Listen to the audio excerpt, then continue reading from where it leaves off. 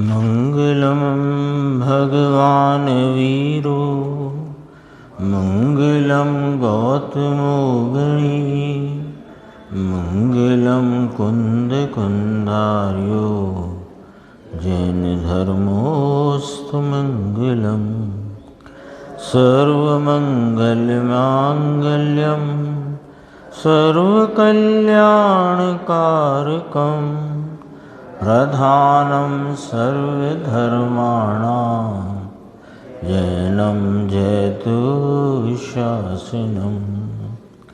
मैं नमो तीर्थनायको नमो ओंकारवाणी को नमो उन कुंद प्रभु को जिन्होंने ओंकार धारण की। अहो उपकार जिनवर का कुंद का दिव्य वाणी का जिन कुंद ध्वनि दाता उनका हान स्वामी का। नमः समय साराय स्वानुभूत्या चकासते चित स्वभावाय भावाय सर्वभावांतरच्छिदे। समय सारजी परमागम ग्रंथ के परिशिष्ट रूप से जो पूज्य गुरुदेव श्री के द्वारा 47 शक्तियों का जो वर्णन आचार्य भगवान ने किया, गुरुदेव श्री के प्रवचन के माध्यम से अपन उसका लाभ ले रहे हैं। और तत्रूप वो तत्व शक्ति तत्रूप भवन रूप तत्व शक्ति की चर्चा कल 1 घंटे चली और आज आधा घंटे फिर चली। और अब जो आगे जो शेष प्रवचन हैं उसमें अतत्व शक्ति की चर्चा प्रारंभ होगी। तो चर्चा इसकी आ गई, गुरुदेव का मन नहीं भरता है, क्योंकि इसमें गुरुदेव ने ये भी याद किया कि जीवत्व शक्ति से बात शुरू करी और अभी तत्व शक्ति तक ये बात आई है। तो जीवत्व शक्ति का रूप भी तत्व शक्ति में है और तत्व शक्ति का रूप जीवत्व शक्ति में है। जीवत्व यानी अपने चैतन्य भाव प्राण से जीवित रहता है, यानी अब ये आत्मा का जीवन चैतन्य भाव प्राण स्वरूप है, ये जीवत्व शक्ति। तो उसमें तत्व शक्ति का रूप यानी वह अपने चैतन्य भाव प्राण से जिसका जीवन है, ऐसा यह आत्मा अपने तद्रूप यानी अपने अनंत स्वभाव स्वरूप परिणमता है। तद्रूप भवन रूप ऐसा है ना। और तत्व शक्ति में चैतन्य भाव प्राणता का रूप है। तो ये यानी राग रूपता का कहीं भी नामो निशान नहीं है, ये वाली बात थी। देखो इसमें जो आज चर्चा आई, इसमें एक थोड़ी चर्चा अपन इधर से लेते हैं। ये पेज नंबर इसमें तो है 407, अपना जहाँ से शुरू हुआ प्रवचन उसका शायद तीसरा पेज है। इसमें एक थोड़ा सा एक प्रश्न रूप से चर्चा आई है, वो अपने को देखना है।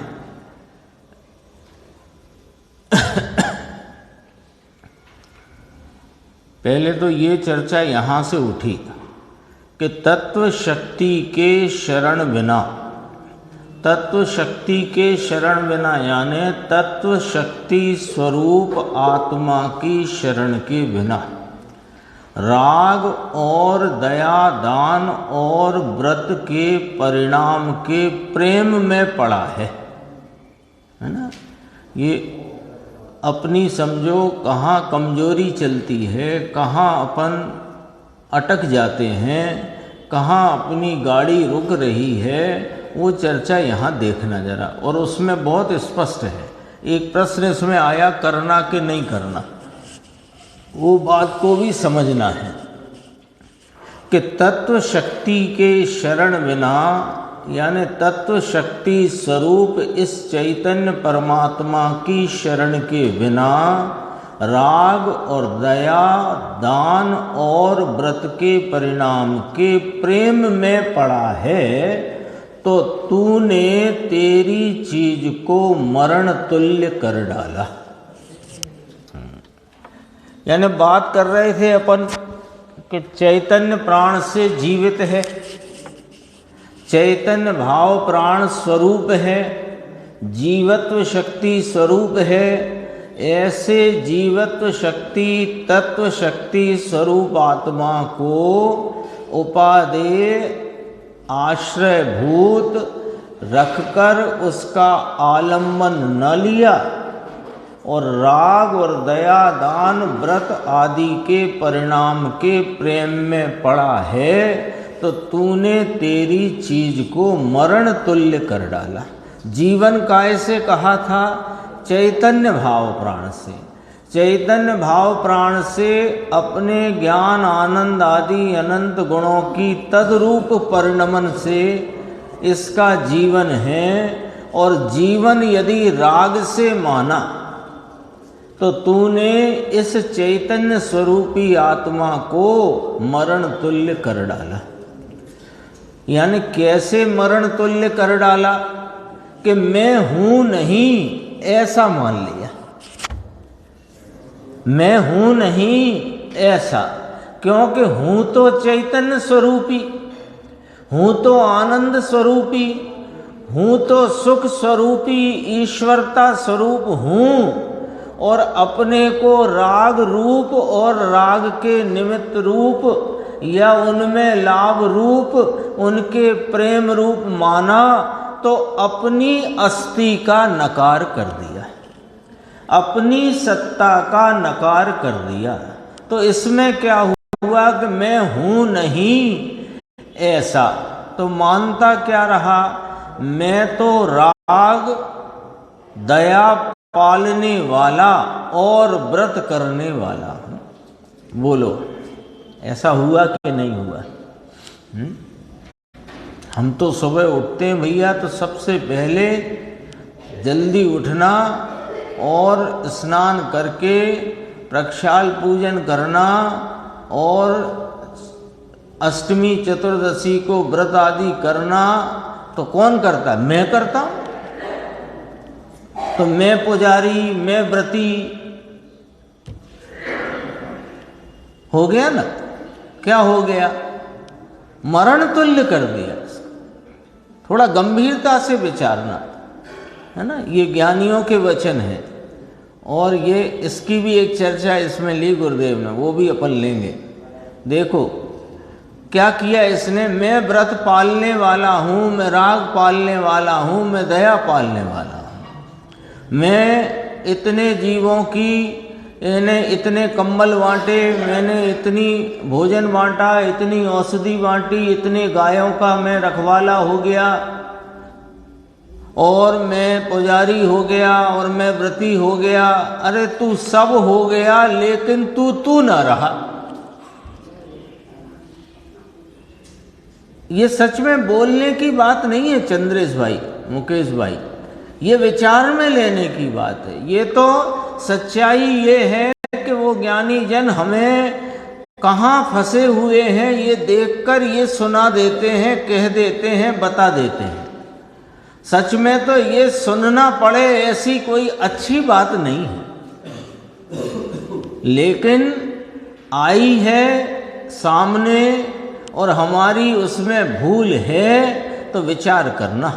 देखो, मैं तो राग दया पालने वाला, व्रत करने वाला हूं ऐसा मान लिया है। वह तो सब विकल्प और राग है। अरे राग के प्रेम में प्रभु तेरी लक्ष्मी लुट गई, तेरी ज्ञान आनंद की लक्ष्मी लुट गई। किसमें? राग के प्रेम में। इतना राग तो ये होना ही चाहिए, ये वाला राग तो चाहिए ही चाहिए। इतना ही नहीं है तो बताओ फिर इसमें तेरी यह ज्ञान आनंद लक्ष्मी लुट गई। तेरी चैतन्य तद्रूप शक्ति होना, ये तो तेरा स्वरूप है। चैतन्य माने जानने देखने स्वरूप, आनंद स्वरूप, सुख स्वरूप, ईश्वरता प्रभुता स्वरूप शक्ति है। वह आनंद और ज्ञान रूप तद्रूप भवन होना, विषय तो चलता न तत्व शक्ति, तद्रूप भवन रूपा, तद्रूप भवन होना। मैं हूं यदि मेरी कोई सत्ता है तो उस सत्ता के स्वीकार में तो सत्ता कैसी है कि वह तो ज्ञान आनंद प्रभुता ईश्वरता का पुंज पिंड है। उस रूप भवन होना, उस रूप परिणमना मेरी शोभा है और उस रूप परिणमता हूं मैं, लेकिन उसे स्वीकार न करके अपने को राग वाला, दया वाला, दान वाला, व्रत वाला मानना, तो तेरी लक्ष्मी लुट गई। स्वरूप जो शुद्ध चैतन्य घन आनंद कंद, उस आनंद रूप भवन होना, वह तेरी शक्ति है, वह तेरी संपदा है, वह तेरा वैभव है। अरे ऐसी बातें वे कहें कि व्रत करो, उपवास करो, सूर्यास्त पूर्व भोजन करो, रात्रि में आहार ना करो, 6 परवी में कंदमूल नहीं खाना, हो गया धर्म, धूल भी नहीं। लो बोलो अंकुर, ख्याल में लो बात, ये क्या फरमाते हैं? क्या फरमाते हैं? तो सूर्यास्त बाद भोजन करने लग जाने की कह रहे हैं क्या? कि सुनो अभी इसका भी जवाब आएगा। लेकिन ये करके तुम अपने को जो धर्मात्मा मान बैठे हो, उसमें तुमने अपना कत्ल कर डाला।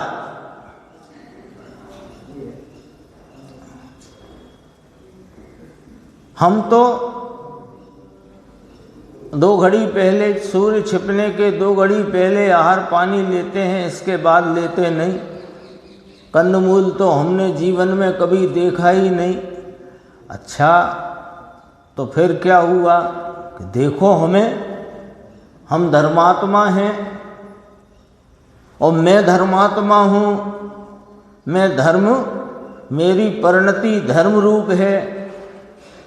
तो ये तुमने उस राग के परिणाम में और उस क्रिया में अपने को जोड़कर अपनी सत्ता का सर्वस्व वहां समर्पित कर दिया। हे भैया, तूने ये क्या किया? तूने अपना ही कत्ल कर डाला। बात कठिन है। ये असली उपदेश है राकेश भाई। ये वाला उपदेश देने वाले तो बहुत मिल जाएंगे, लेकिन इसमें अपनी सत्ता का समर्पण कर देना तो हमने कैसे कर दिया कि उस राग में लाभ मानना और उसे धर्म या धर्म का साधन मानना, तो तुमने अपना नाश कर लिया। थोड़ी सी कठिन है बात, लेकिन इसमें बहुत मर्म छिपा है। यूं ही नहीं, ये कोई कहे कि यही बातें छांट छांट के क्यों कर रहे हो, इसलिए नहीं कर रहे। यहाँ अपनी गाड़ी अटकी है। कांटा जहाँ फंसा होता है वहाँ सुई डाली जाती है। कांटा आपके पैर के तलुए में लगा हो तो गर्दन में सुई थोड़ी लगाएंगे, कहाँ से निकालेंगे? जहाँ लगा है वहाँ से। सुनो भैया, बहुत गजब की बात है। व्रत करो, उपवास करो, सूर्यास्त पूर्व भोजन करो, रात्रि में आहार न करो, 6 परवी कंदमूल नहीं खाना, हो गया धर्म, धूल भी नहीं। सुनो ना, समझ में आया? ये राग तेरा स्वरूप नहीं, परंतु इसे राग मानता नहीं। धंधा करना, स्त्री के समागम में आना, इसे राग मानता है, इसे राग मानता है। इसको अधर्म मानता है, इसमें नुकसान मानता है, और रात्रि में आहार नहीं करना, सूर्यास्त पूर्व करना भोजन और कंदमूल नहीं खाना, इसमें तू धर्म मानता है, तो धर्मी का तो तूने आसरा ही छोड़ रखा है। बात आ रही ख्याल में? धंधा पानी का, व्यापार का काम है, स्त्री का समागम है, ये तो राग है।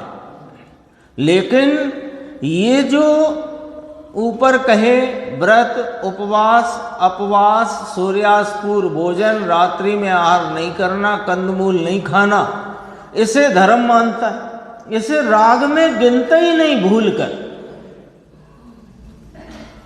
और बोलता है कि भैया हमें तो राग घटाना है, राग मिटाना है। राग की दलदल में पड़ा हुआ, अभी तो बहुत देखो गजब की बात है, परंतु इस राग की उसे खबर नहीं।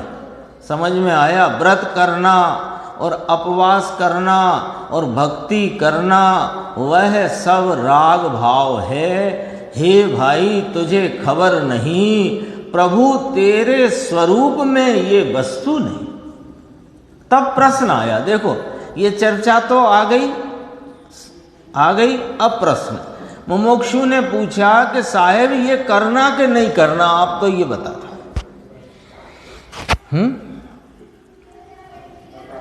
रात्रि में भोजन नहीं करना, सूर्यास्त पूर्व भोजन करना, और कंदमूल नहीं खाना, और दया पालना, और व्रत आदि उपवास करना, तो करना कि नहीं करना, ये प्रश्न उठता है कि नहीं उठता है? ये इस प्रश्न के लिए ये ऊपर की भूमिका पड़ी है, ये कोई सुनाने का शौक नहीं है। तो ये करें कि ना करें, प्रश्न ये खड़ा कि नहीं खड़ा अपने चित्त में? क्योंकि कुल से जैन है, परिवार की और कुल की परंपरा में हम पहले से ही रात्रि भोजन नहीं करते, सूर्यास्त पूर्व भोजन करते हैं, कंदमूल आदि का सेवन नहीं करते। तो वो तो नहीं करते, तुम कुल परंपरा से नहीं करते, पर ये राग है, धर्म है, और ये राग सेवन के योग्य नहीं है। ये कभी विचार किया क्या? अब उसने पूछ लिया, टीटू भाई देखो क्या पूछा है, ये करना कि नहीं करना? व्रत, उपवास, भक्ति, पूजन, कंदमूल का नहीं सेवन करना, अभक्ष सेवन नहीं करना आदि करना कि नहीं करना? तो गुरुदेव का जवाब देखो, करना ये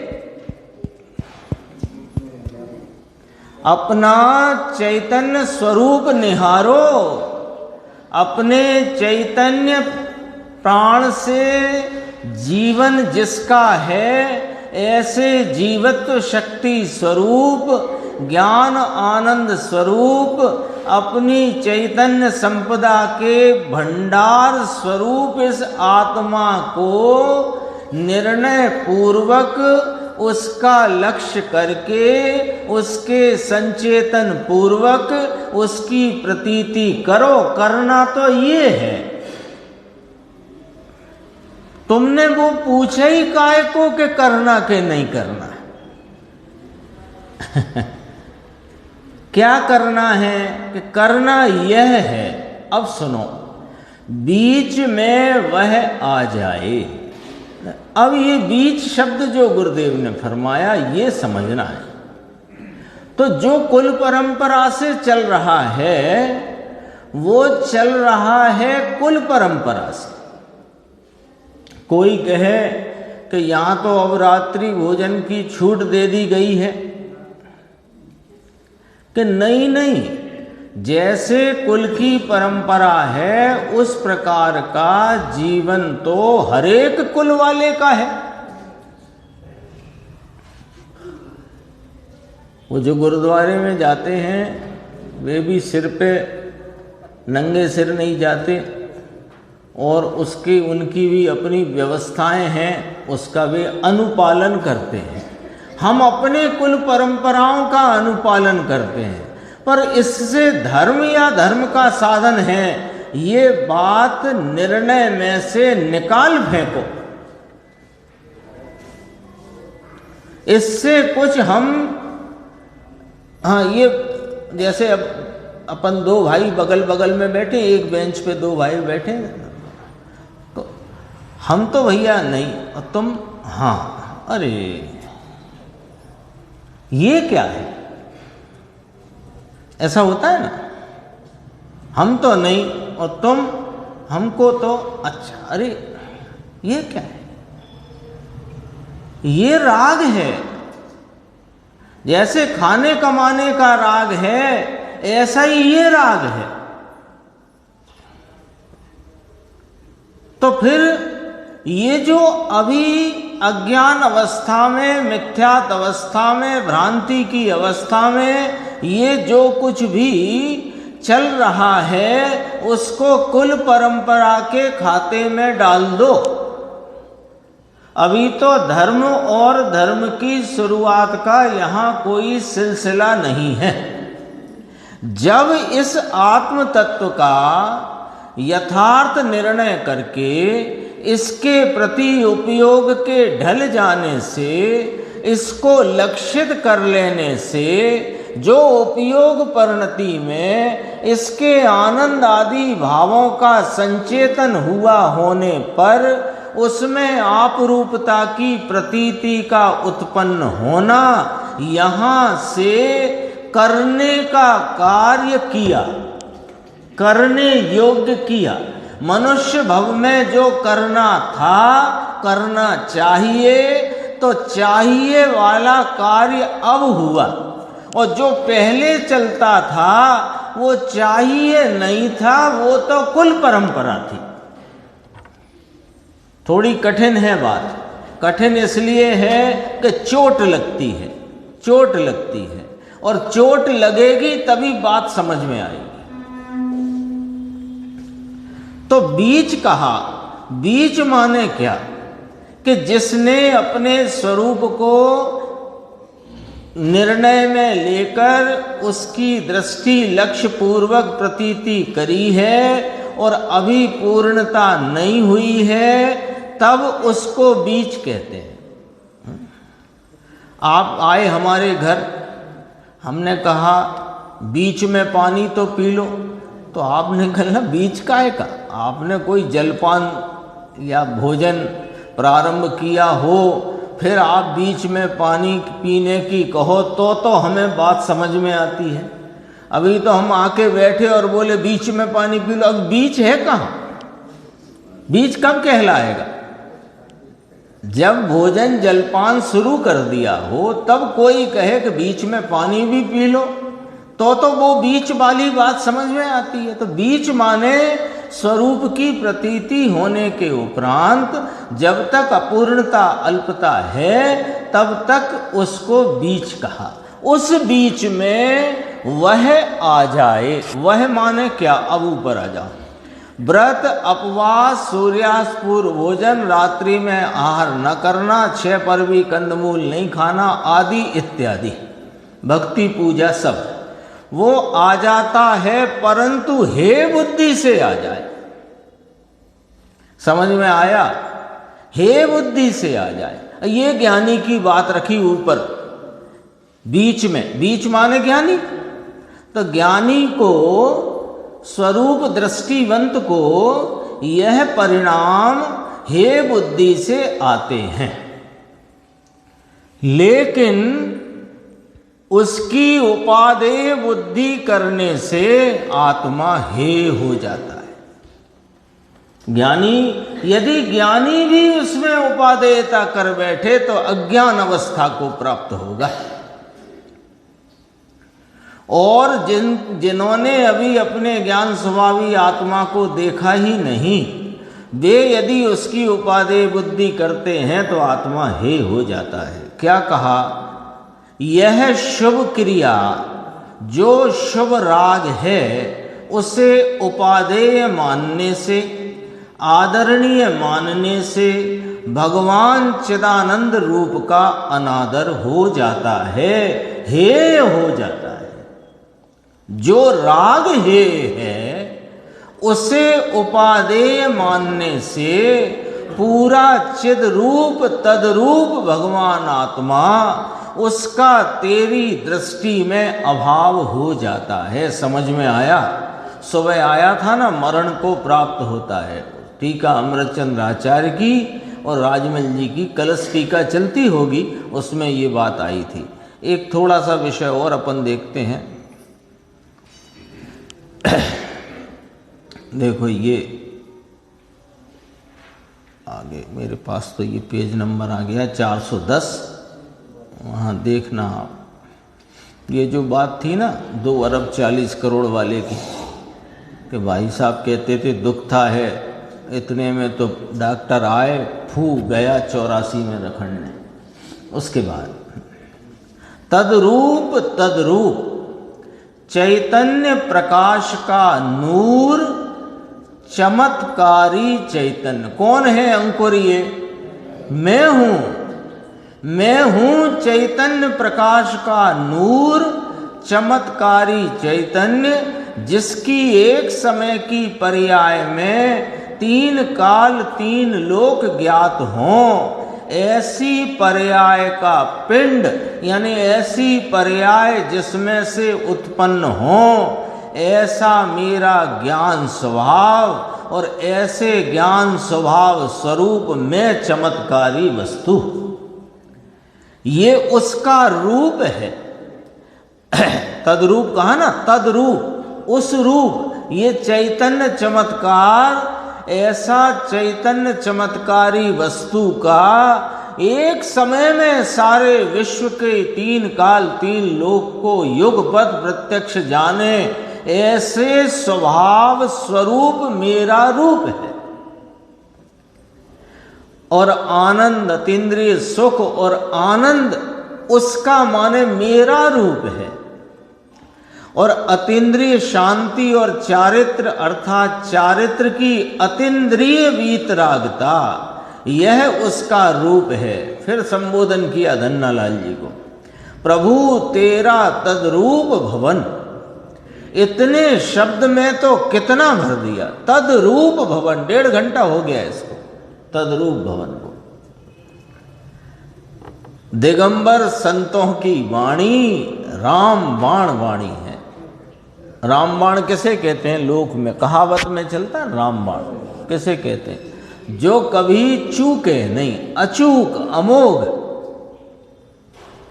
ऐसे लौकिक में नहीं कहते आपको तकलीफ है फलानी फलानी, ये एक औषधि ले रामबाण है, यानी चूकेगी नहीं। ये रामबाण वाणी है। ये वाणी का मर्म समझ जाओ तो ये मनुष्य भव में भगवान की बुनियाद रखी हो जाएगी।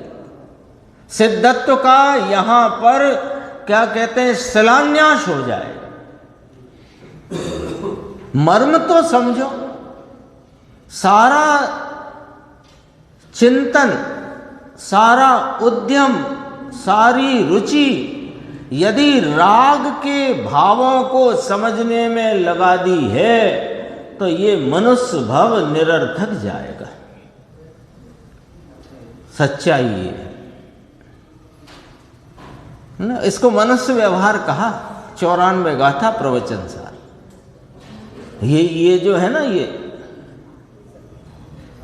जैसे जानवर होता है ना, जानवर के आगे आप बढ़िया 56 भोग से भरी थाली रखो तो भी वो मुंह डाल के ही खाएगा।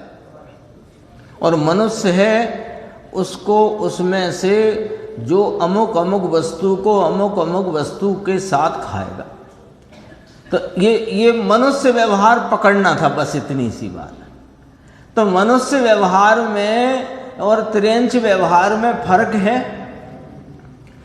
ऐसे ही दया पालना, व्रत करना, ये करना, ये करना, ये मनुष्य व्यवहार तो ज्ञानियों के भी होता है। तो अभी अपन ने पढ़ा हे रूपता से होता है। उपादेय हो जाए तो अज्ञान रूप अवस्था में आ जाएगा। सच कहते हैं, अरे भले भाव लिंग प्रकट हो गया हो, छठवें गुण सातवें गुण स्थान की भूमिका में 3 कषाय चौकड़ी की अभाव रूप अवस्था में हो, और एक 5 महाव्रत का जो अहिंसा आदि महाव्रत हैं उनमें किसी एक व्रत की उपादेयता खड़ी हो जाए तो पहला गुण स्थान, बाहर रह जाए भले नग्न बना। देखो, दिगंबर संतों की वाणी रामबाण वाणी है, कभी प्रेम से सुनी नहीं। देखो अब जरा, अब अपने ऊपर जिम्मेदारी आती है। वो होता है ना जुआ, बैलगाड़ी का जुआ होता है ना, जो बैल वैसे तो खड़ा है आराम से, और फिर उसके ऊपर जुआ रखते हैं तो उसे मालूम पड़ जाता है कि अब चलने का वक्त आ गया। सुनो, अब जुआ रखा होता है अपने ऊपर। ये रामबाण वाणी है, कभी प्रेम से सुनी नहीं, ये वाणी मिली नहीं। ये इतनी स्पष्ट साफ सीधी बात मिली नहीं। और देखो, और मिली तो प्रेम से सुनी नहीं, मिल भी गई तो प्रेम से नहीं सुनी। प्रेम से नहीं सुनी का अर्थ क्या, वो भी समझना चाहिए। अपन रोज आते हैं, समय पे एकत्रित होते हैं, मिलकर अपन स्वाध्याय करते हैं, तो प्रेम से नहीं करते क्या? ऐसा अपन विचार कर लेते हैं, उसमें क्या दिक्कत है?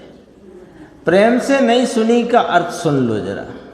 सुनते हुए, अपने हित की बात सुनते हुए झोंका आए तो प्रेम है। अभी तो और बातें आएंगी, अभी तो शुरू कही मैंने। आप गए हो डॉक्टर के पास, 800 रुपये फीस बाहर जमा हो गई है, और फिर आपने जा कर के अपनी बीमारी बता दी, पर्चे भी रख दिए। अब डॉक्टर ने आपको समझाना शुरू किया, फिर क्या किया? सो गए, झोंका ले लिया।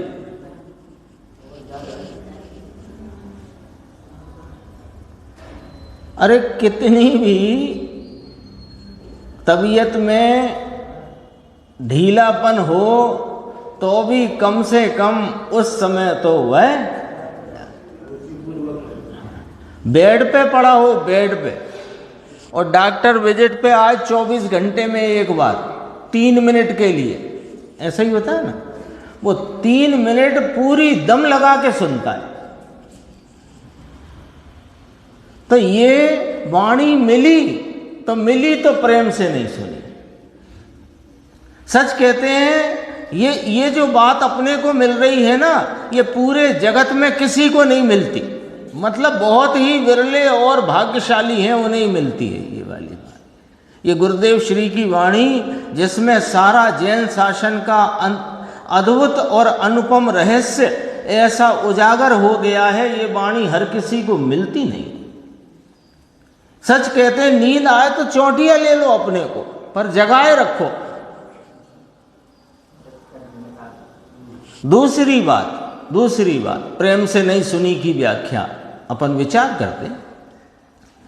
जब बात ये चलती हो तब दूसरा विचार करना, ये भी प्रेम से सुनना नहीं है। तीसरी बात चलती है वीतरागता की, और अपने किसी राग का वहां पोषण करना। कोई राग का भाव है, उसको उसकी महिमा में रहना। अरे यहां तो शुद्धात्मा की महिमा चलती, उस समय तुम्हें राग की महिमा आती है, ये तुमने प्रेम से नहीं सुनी बात। 3 बातें रख दी सामने, सब अपने अपने तोलना अपने अपने को। सच कहते हैं, नींद आए तो चोटियां भर लो ना। 2 आते हैं अपने पास, एक से एक में ले लो, क्या दिक्कत है? ये बात चलती हो तो दूसरी न विचारना, आ जाए तो तोड़ना। और कोई राग की बात ख्याल में आती हो, उसे छोड़ देना। क्योंकि ये राग के पोषण के लिए है नहीं, ये तो शुद्धात्म स्वरूप जो वीतराग भगवान अपना है उसके पोषण की बात चलती है।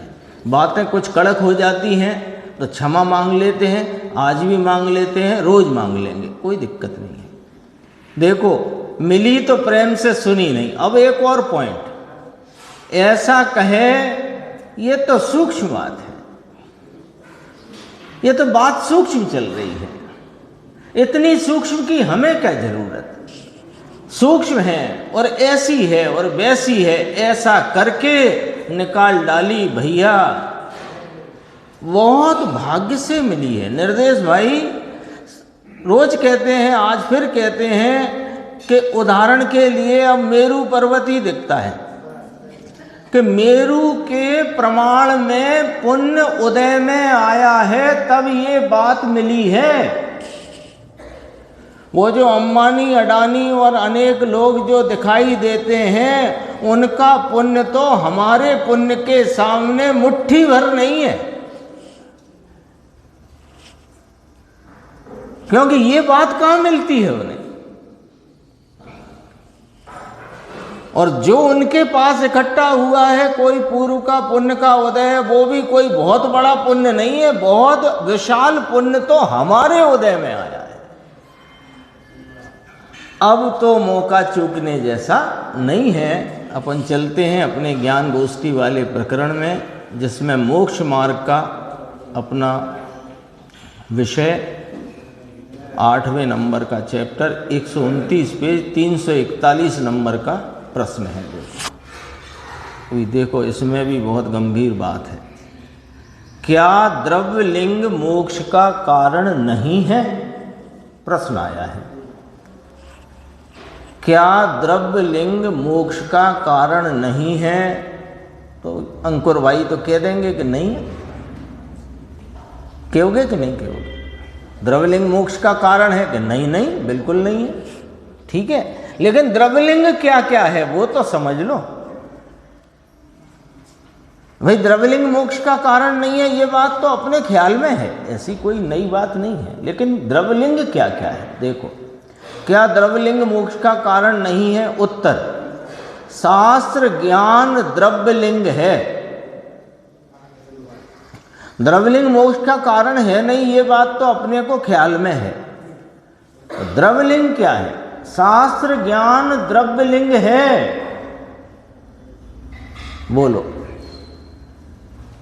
दूसरा, 9 तत्व की भेद वाली श्रद्धा द्रव्यलिंग है, तथा 6 जीव निकाय की अहिंसा रूप जो व्रत आदि का चारित्र है वह भी द्रव्यलिंग है। कितने द्रव्यलिंग आ गए? 3। शास्त्र का जानपना, शास्त्र ज्ञान द्रव्यलिंग है। 9 तत्व की भेद वाली श्रद्धा। 9 तत्व की भेद वाली श्रद्धा क्या होती है? जीव चैतन्य स्वरूपी है, पुद्गल आदि अजीव द्रव्य हैं, आश्रव बंध हे रूप हैं, राग आदि रूप हैं, संसार रूप हैं, संवर निर्जरा शुद्धि और शुद्धि की वृद्धि रूप है, मोक्ष मार्ग स्वरूप है, मोक्ष पूर्ण शुद्धि है। ये भेद वाली श्रद्धा द्रव्यलिंग है। ये तो बोल के बताया परिभाषा या उसका स्वरूप, लेकिन ऐसी श्रद्धा में रखना भेद रूपता, ये द्रव्यलिंग है। तीसरा क्या आया? 6 जीव निकाय की रक्षा का भाव रूप चारित्र व्यवहार का, वो द्रव्यलिंग है। और सुनो, शरीर का नग्नपना भी द्रव्यलिंग है, शास्त्र का विकल्प भी द्रव्यलिंग है। शास्त्र का विकल्प क्या होता है अब समझना। अकेले सुन के क्या फायदा? पढ़ तो आप भी लोगे, हम भी लेंगे, लेकिन अपन जब इकट्ठे बैठे हैं तो विचार करके ही अपने को समझना चाहिए। शास्त्र का विकल्प माने शास्त्र में आत्मा के बारे में, अनात्मा के बारे में, 6 द्रव्यों के बारे में, 7 तत्व के बारे में जो कुछ जैसा निरूपण आया है उस निरूपित भाव का विकल्प, वो शास्त्र का विकल्प है। यानी वाचक के द्वारा जो वाच्य कहा गया, उस वाच्य को न पकड़कर वाचक के ही विकल्प में रहना, ये शास्त्र का विकल्प द्रव्यलिंग है। और सुनो, पंच महाव्रत आदि का विकल्प भी द्रव्यलिंग है, नग्नपना भी द्रव्यलिंग है। यानी जो मुनिपने में, श्रावक पने में शरीर के बाह्य रूपता की क्रिया या संयोग आदि वे भी द्रव्यलिंग हैं, और उस संबंधी विकल्प भी द्रव्यलिंग है। तो पंच महाव्रत आदि द्रव्यलिंग है, तो देश व्रत क्या होएगा? द्रव्यलिंग। छोटा व्रत भी, अष्टमी का उपवास या वो एक समय के भोजन का विकल्प भी, हरि के त्याग का विकल्प भी द्रव्यलिंग है। आ गया सब? ख्याल में आ गई ना बात? जब पंच महाव्रत आदि कह दिया, शतरंज में राजा उड़ गए, अब क्या धरा है? आता है ना? तो पंच महाव्रत आदि का विकल्प भी द्रव्यलिंग है। अब देखो, जो मोक्ष गए उन्होंने कैसे गए? वे कैसे गए कि इस द्रव्यलिंग में संत रुके नहीं। किस में? शास्त्र ज्ञान में रुके नहीं। वो ऐसे ही पढ़ना है, मुझे ऐसे ही अच्छा लगता है। शास्त्र ज्ञान में रुके नहीं, नौ तत्व की भेद वाली श्रद्धा में रुके नहीं, छह जीव निकाय की रक्षा रूप चारित्र में रुके नहीं, शरीर के नग्न पने में रुके नहीं, शास्त्र के विकल्प में रुके नहीं, पंच महाव्रत आदि के विकल्प में रुके नहीं। अब जब द्रव्यलिंग में संत रुके नहीं तो सब लगाओ। इस द्रव्यलिंग में संत रुके नहीं और भावलिंग रूप दर्शन ज्ञान चारित्र यानी स्वरूप की प्रतीति, स्वरूप का संचेतन, स्वरूप की एकाग्रता रूप सेवन करके मोक्ष मार्ग को प्राप्त किया। दोनों पढ़ना भैया। मोक्ष मार्ग को प्राप्त किया और मोक्ष को प्राप्त किया। इसमें क्या रहस्य आ गया? कि देखो, इसमें ये रहस्य आ गया कि मोक्ष मार्ग भी इन सब द्रव्य लिंग में रुकने से नहीं आता। बात आ गई ख्याल में? शास्त्र ज्ञान से मोक्ष मार्ग की प्राप्ति नहीं, नौ तत्व की भेद वाली श्रद्धा से मोक्ष मार्ग की प्राप्ति नहीं, व्यवहार चारित्र से मोक्ष मार्ग की प्राप्ति नहीं, शरीर की क्रिया नग्नपना कपड़े बदलने से मोक्ष मार्ग की प्राप्ति नहीं, सास के विकल्प से और व्रतादि के विकल्प से मोक्ष मार्ग की प्राप्ति नहीं। मोक्ष मार्ग की प्राप्ति नहीं, इसलिए मोक्ष की भी प्राप्ति नहीं। तो जिन्होंने मोक्ष मार्ग की और मोक्ष की प्राप्ति करी, वे द्रव्यलिंग में नहीं रुके और भावलिंग रूप दर्शन ज्ञान चारित्र का सेवन करके, यानी स्वरूप की प्रतीति, स्वरूप का संचेतन, स्वरूप की एकाग्रता लीनता रूप भाव का सेवन करके मोक्ष मार्ग और मोक्ष को प्राप्त किया। अब आगे देखो, यदि द्रव्यलिंग मोक्ष का कारण होता तो उसे छोड़कर संत जन अंदर आत्मा के आश्रय में क्यों जाते?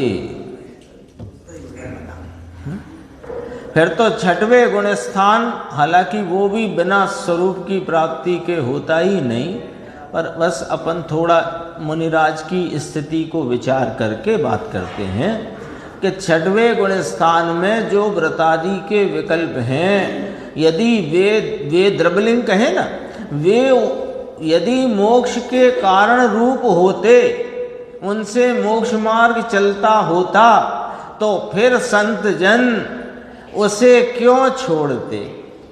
छोड़ते कि नहीं है? छोड़ते हैं कि नहीं? छोड़ते हैं ना। और करणानि योग सिद्धांत ग्रंथ तो कहते हैं कि इस विकल्प में यदि भोग्य काल से ज़्यादा रुक जाए तो मिथ्या दर्शन हो जाए, मुनिपना चला जाए। जिस श्रद्धा ज्ञान को चैतन्य प्रभु का आश्रय नहीं है, अभी और देखो द्रव्यलिंग की एकदम सटीक और सूक्ष्म व्याख्या देखो। जिस श्रद्धा ज्ञान को चैतन्य प्रभु का आश्रय नहीं है, वह श्रद्धा ज्ञान द्रव्यलिंग है। देवगुरु शास्त्र की श्रद्धा जिसमें चैतन्य प्रभु का आश्रय नहीं, क्या कहना है, द्रव्यलिंग है। और द्रव्यलिंग है, शरीर आश्रित है, परद्रव्य है, स्वद्रव्य नहीं।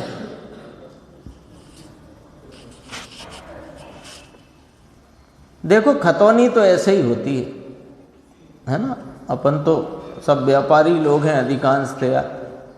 खतौनी तो ऐसे ही होती है। बहनें भी घर में सब सामान संभाल के रखती हैं, तो जो जिसका है, नमक के डिब्बे में कभी शक्कर डालते नहीं, शक्कर के डिब्बे में नमक भरते नहीं, है कि नहीं। और अपने यहाँ मान लो 1 रुपए की भी कोई छोटी कलम है, वो जिस खाते की है उस खाते में ना ले जाकर नामे की कलम को जमा में ले जाओगे तो खाता मिलने वाला है क्या। 1 रुपया खर्चा किया आपने, 5 रुपए की चाय किसी को पिला दी आपने, अब 5 रुपए आपने जमा की तरफ लिख लिए, आमदनी की तरफ, तो हिसाब मिलेगा आपका, नहीं मिलता ना। यहाँ भी वही वाली बात है। यहाँ भी जो भाव जिस खाते का है उस खाते में रखना पड़ेगा। यदि उस खाते से अन्य खाते में रखोगे तो ये चैतन्य का और चैतन्य से भिन्न यानी आत्मा का और अनात्मा का हिसाब नहीं मिलेगा। तो कुछ तो छोड़ दो, तो छोड़ते हो आप हिसाब किताब में 2-4 रुपए इधर उधर। छोटी तो रकम है आजकल, 2-5 रुपए की क्या कीमत है। कि कीमत हो कि नहीं हो, पर नामे की चीज जमा में नहीं आ सकती, जमा की नामे में नहीं जा सकती, इतना तो ख्याल में है ना। तो वे देवगुरु शास्त्र की श्रद्धा परद्रव्य है, स्वद्रव्य नहीं है। कौन से खाते में रखना, पर दब्बाओ दुख गई, सद दब्बाओ सुख गई। मोक्ष पावड़ में आई ना बात। पर द्रव्य के आश्रय में चैतन्य की गति नहीं है। 342 देखो, ये भी बहुत गजब का प्रश्न है। बंध का कारण परद्रव्य और मोक्ष का कारण स्वद्रव्य है ना। अभी देखो ऊपर से ही मिलाना, परद्रव्य है, स्वद्रव्य नहीं। द्रव्यलिंग के बहुत सारी बातें स्पष्ट हो गई। भावलिंग की तो एक ही बात है, उसमें बहुत बातें करने की जरूरत ही नहीं है, क्योंकि अपने चैतन्य भगवान की प्रतीति संचेतन लीनता यही भावलिंग है। अब देखो तो वहाँ क्या बात आई कि जिस श्रद्धा ज्ञान को चैतन्य प्रभु का आश्रय नहीं है, वह श्रद्धा ज्ञान द्रव्यलिंग है, शरीर आश्रित है, पर द्रव्य है, स्वद्रव्य नहीं। आ गई बात। तो देखो बंध का कारण परद्रव्य और मोक्ष का कारण स्वद्रव्य। अभी अपन ने कहा ना, पर दब्बाओ दुख गई, सद दब्बाओ सुख गई, कहा था ना। तो उसमें क्या किया, पर द्रव्य का आश्रय और स्वद्रव्य का आश्रय। ठीक है, वही बात समझना है। उत्तर, बंध का कारण पर द्रव्य नहीं है, क्योंकि पर द्रव्य तो सदा विद्यमान है कि नहीं है, है? मुनिराज हैं जो मोक्ष मार्ग में चल रहे हैं, वहां पर द्रव्य नहीं है क्या, है? अच्छा, अरिहंत भगवान समूह शरण में विराजते हैं, वहां पर द्रव्य नहीं है क्या? अरे सिद्ध भगवान सिद्ध शिला पे विराजते हैं, वहां भी परद्रव्य है, अनंत निगोदीय जीव है वो।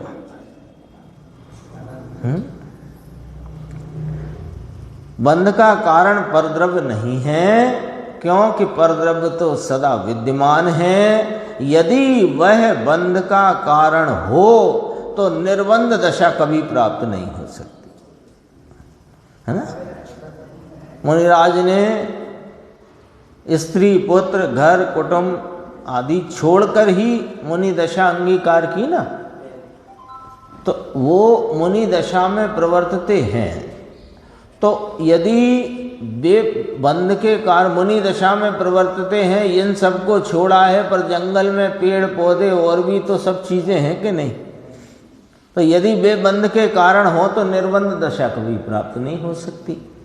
तो फिर असलियत क्या है कि वास्तव में पर द्रव्य के प्रति स्वामित्व भाव ही बंध कारण है। बना रहे पूरा जगत, लेकिन उसमें स्वामित्व होना, उसमें ममत्व होना और उस राग में एकत्व होना, ये बंध का कारण। मूल कारण तो एकत्व है ना, इसलिए उसको भी याद कर दिया यहाँ पर। स्वयद्रव्य, अब ये आधा जवाब हो गया, बंध का कारण परद्रव्य नहीं है, वास्तव में परद्रव्य के प्रति स्वामित्व भाव ही बंध कारण है। अब स्वयद्रव्य की बात करते हैं कि स्वयद्रव्य भी अनादि से ही है। यदि स्वयद्रव्य मोक्ष का कारण है तो ये स्वयद्रव्य कब से नहीं है अपने पास, या अपन कब से स्वयद्रव्य नहीं है? अनादि से ही है। तो स्वयद्रव्य भी अनादि से ही है, तथापि मोक्ष आज तक नहीं हुआ। अतः क्या निकला कि स्वयद्रव्य में स्वामित्व भाव होना वो मोक्ष का कारण है, पर द्रव्य में स्वामित्व होना बंध का कारण, और स्वय द्रव्य में स्वामित्व होना मोक्ष का कारण है।